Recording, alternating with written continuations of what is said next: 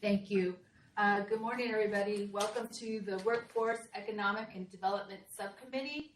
Today is March 24th, 2021. I will be calling this meeting to order. I believe we do not have any call to the public. That's correct, Chairwoman. Thank you. Minutes of the meeting. Do I have a motion for minutes of the Workforce Economic Development Subcommittee meeting on February 24th, 2021? I move to approve. Move to approve. Oh, second. I beat you, Jim.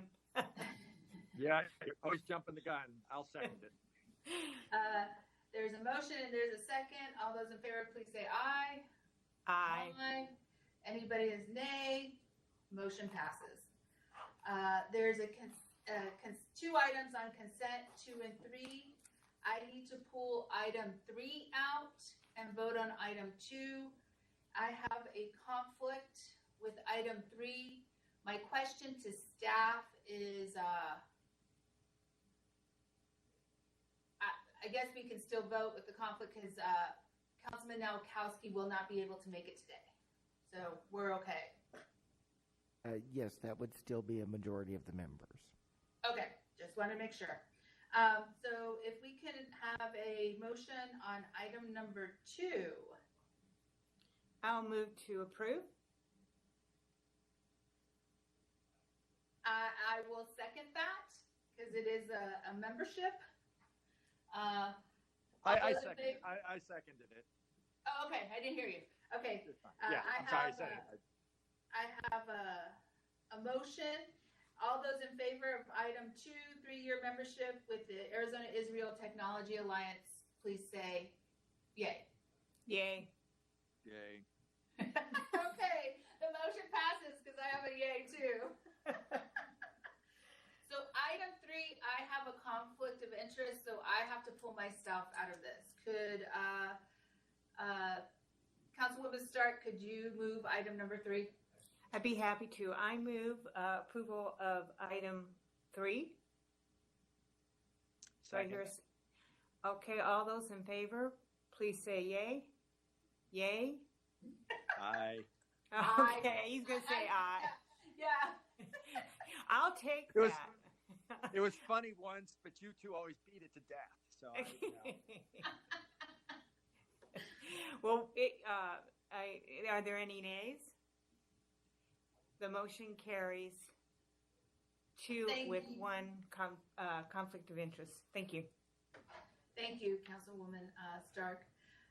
For information only is item 3. Would anybody like to talk about key Phoenix economic indicators? Okay. We are on item 5, information and discussion, downtown shared electric scooter pilot program extension. I believe this is Keeney and Brianna. Good morning, Madam Chair, members of the subcommittee. Good morning. We're happy to be here today to talk to you about the e-scooter pilot program and to provide an update about the extension of the program. I know we've been kept this subcommittee updated and involved in this process because of the downtown connection of this subcommittee, but we've also been working with the Transportation Infrastructure and Innovation Subcommittee in working this extension through as well. So we're going to be providing an update on where we are with the second 6-month pilot program operation, and then also giving an update where we are with moving the program forward as and extending the program. Some things to let you know is that this item was presented for action at the Transportation Infrastructure and Innovation Subcommittee back in March, and it was approved at that subcommittee. And we also had the extension approved by Council on March 17th, so that allowed for a 12-month extension of the program for, like I said, for another 12 months, and then also to make some changes to the city code to allow the scooters to continue operating under that pilot program. But we do have some additional action that we're going to be talking about as well related to fees attached to the program. I'm joined at the table here with our resident expert on scooters is Brianna Velez, our assistant director, and she'll take you through the majority of the presentation. I'm going to do a quick intro though. So just an overview of the pilot program. We had an initial pilot that was started in September of 2019 and continued through March of 2020. When we established the program, we had boundary limits and no ride zones. As you see on the map on the right-hand side, that shows the downtown area where the scooter pilot program is in operation, and we do have no ride zones within that area where the scooters are bounded to not ride in those areas.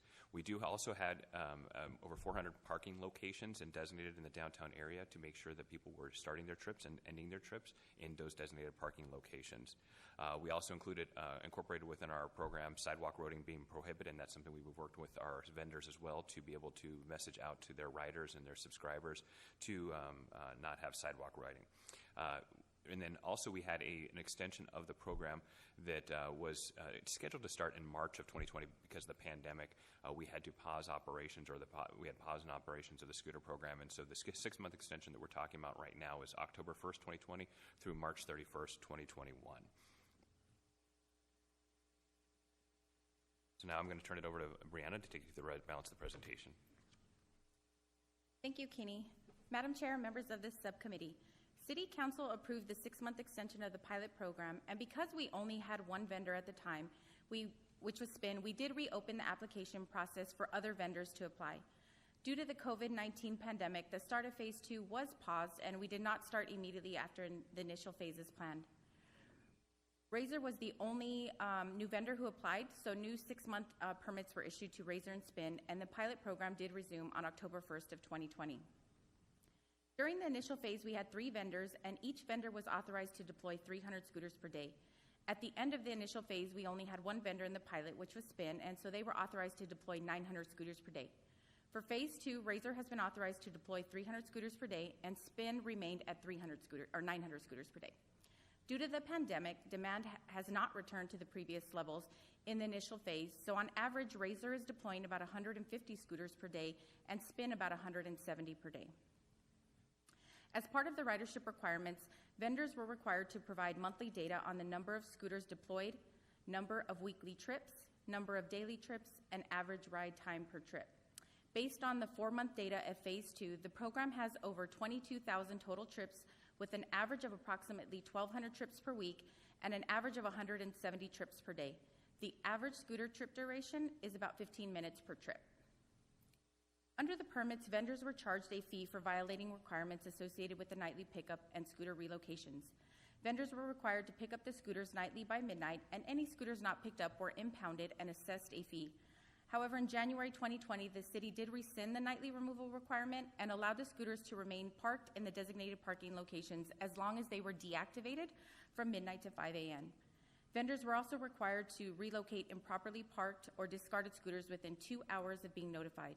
If the scooter was not relocated within 2 hours, the scooter was relocated and the vendor was assessed a fee. The city contracted with a scooter retrieval company, Sweep, to monitor, report, and correct any vendor violations and was available 24 hours, 7 days a week. Sweep has reported a total of 122 violations during the Phase 2 pilot, with 54 for Razor and 68 for Spin. The proposed fees were intended to be cost neutral to the city. The current fees include a $500 application fee, a $5,000 6-month permit fee, a 10-cent trip surcharge fee, and an $80 relocation fee. For both phases of the pilot program, we have collected $27,500 in application and permit fees, a little over $13,000 in trip surcharge fees, and almost $38,000 in violation fees. As part of the permit requirements, the vendors were required to reimburse the city for installing the 400 designated parking locations. The amount was approximately $61,000 for material and labor, and the 3 vendors each paid 1/3 of the cost. The city staff time associated with administering the program for both phases has been about $48,000, and the contract with Sweep approximately $94,000. The total revenue for both phases of the pilot program is $78,288, and the total cost $142,203. Staff also established a dedicated email account, phone number, and webpage to collect comments and address any concerns. To date, we have only received about approximately 30 emails or phone calls during the 2 phases of the pilot, with the top 3 issues being improper scooter parking, abandoned scooters, and riding on the sidewalk. Some of the observations noted from the pilot were that the usage of the scooters was evidence of a shared micromobility demand, and that riders quickly adapted to the unique designated parking locations. Some of the challenges were the accuracy of commercial-grade GPS and issues with no ride zones, ending rides at designated parking locations, and program boundaries. As noted in the previous slide, the pilot program fees do not recover the cost of administering the program. The other challenge was unexpected pauses by the vendors and also the impacts of the pandemic. There have been no reported scooter-related incidents during Phase 2. So what we've been able to determine through the Phase 1 and Phase 2 of the pilot program is that staff has been effective in administering the pilot program. Overall, the feedback has been very favorable from the public, and the request we get most often is to expand the program boundaries. The vendors are reporting encouraging ridership numbers, but there is potential for some program refinements and further evaluation, such as challenges with sidewalk riding and how to enforce it, and possible contract modifications associated with the scooter retrieval program. As I previously mentioned, the fees collected do not cover the cost of administering the program, and the program was intended to be cost neutral to the city. So staff is proposing some potential fee increases that include no change to the application fee, a $7,500 6-month permit fee, a 25-cent surcharge fee, and a $100 relocation fee. These fees have been posted as not to exceed so that staff has the flexibility to determine the appropriate fees within these limits to ensure the program is cost neutral. As required by state law, these potential fee increases were properly posted on February 1st and can be considered by City Council beginning April. So the next steps include to continue to administer the program, including further evaluation and gathering additional community input. We want to publish the survey and summary report at the conclusion of the second phase of the pilot program. With the Phase 2 pilot program expiring on March 31st, staff did recommend a 12-month extension of the pilot program with the 2 current vendors and no modifications to the current program boundaries, which was approved by City Council at the March 17th meeting. We also recommended an extension of the sunset provision for 6 months, which was also approved. The 12-month extension, the proposed fee increases are scheduled to be considered at the April 21st formal meeting. The 12-month extension will allow staff to evaluate opportunities for a comprehensive micromobility program, which could include scooters, electric bikes, and pedal bikes, and we anticipate providing potential options to the City Council later this year. And Madam Chair, before we move to any questions, I wanted to note what there was a little bit of change that we had when the fee increases. We were originally looking at April 7th to potentially have those fee increases considered by council. We've decided to delay that a few weeks, primarily because we know that the cost neutrality of this program is very important to us, is very important to council, and so we're looking at a combination of both fee increases and how we work with the scooter retrieval company to be able to align those better so that we are cost neutral with the extension of the program for the next 12 months. And so we will be coming on April 21st to the formal to be able to consider fee increases for the program. With that, I'll be happy to, Brianna and I will be happy to entertain any questions you may have. Does anyone have any questions? Councilwoman Stark. Thank you, Madam Chair. Remind me again, the most common violation, is that riding on sidewalks? So the top 3 are improper scooter parking, abandoned scooters, and riding on the sidewalk. Okay, thank you. And then when you're on the street, should the scooter be going with the flow of traffic or against? Are there rules for that? Madam Chair and Councilwoman Stark, the scooters are required to abide by the traffic laws, so they should be riding the same direction as traffic. Yeah, because when I was coming downtown today, someone was riding against traffic, and it was a little scary. They were riding in the gutter, and I wasn't sure if that was safe. But how do we monitor for those things? Is it just if we see an infraction? Absolutely. So police does have the ability to cite individuals for disobeying any of the traffic laws. But I definitely think there's some things that we could do on our end to work with the vendors for education purposes. Educating. Yes, as well as education purposes on our end. So we will definitely make sure that both on our website and in collaboration with the vendors, since these are done through the apps, they do have opportunities to remind their users of the scooters to not ride on sidewalk, to make sure they're riding in the right direction on the street. And so those are some of the things we can work with the vendors, and we'll definitely work with them on that. Thank you, Madam Chair. That's the recommendation I was going to make, is make sure that we're educating people using scooters. So if we can work with the vendors, that would be great. Thank you. Thank you. Anyone else? Okay, Brianna, on the pilot scooter program, we're doing the extension, but do you believe in the future that we could bring back the bikes and start incorporating bikes back into our footprint? Madam Chair, absolutely. That is something that the department is looking into and evaluating. There has been a lot of interest from a lot of the downtown residents or individuals who frequent the downtown that are upset that the pedal bikes are no longer available.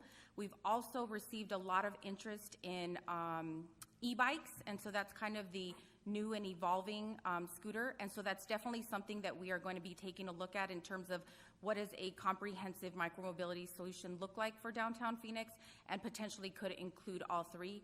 We are working with the vendors right now and talking to other vendors as well to see what opportunities there are. In addition to, we are working with other cities that are further ahead than us and looking at how they have rolled out a comprehensive micromobility programs within their cities. Yeah, and I would like to see that, only because ultimately how I look at bikes is that it's a physical piece that we have with our bodies, and we're the ones that make it move versus the electrical. It's to me like driving a car in the sense we get in it, we start it, and we're not really moving physically. And one thing through COVID, I think all of us discovered is that a lot of people were walking and riding bikes more. And I think it also de-stresses many of us around downtown. I would like to have the I Walk, just like Councilwoman Stark, but I would like to have the ability then to be able to ride a bike in the downtown area just to make me ride faster and make me work on my cardio. But I also feel like the physicalness of it helps our bodies and helps our mental, our wellness, I guess, and our health. And so I would like to see that implemented, or at least talked about. So, okay, do we need a motion on this one? We don't. This is just for discussion. We voted on this one at the TNI, correct? Correct, Madam Chair. Okay. Thank you. Appreciate it. Thank you very much. I have called to the public. We have no call to the public, Chairwoman. Okay. Any future agenda items?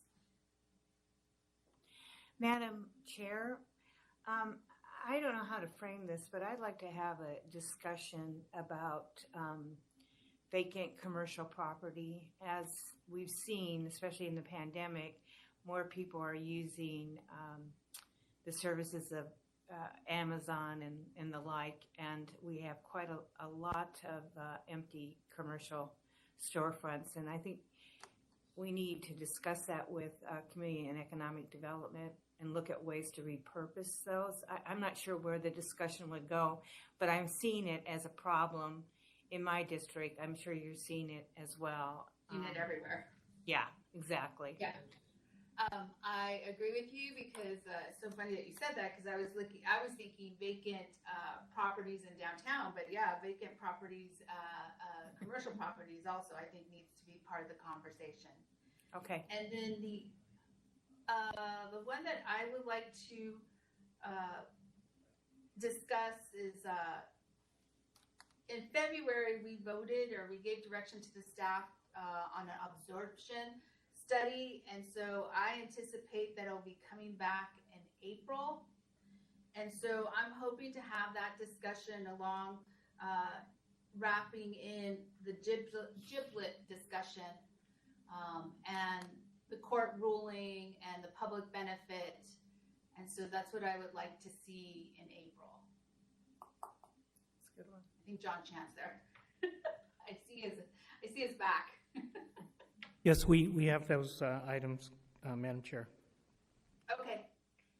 Anything else, Waring? No, I'm good. Okay. And then to staff, I don't know who, is it possible to start going back to the dais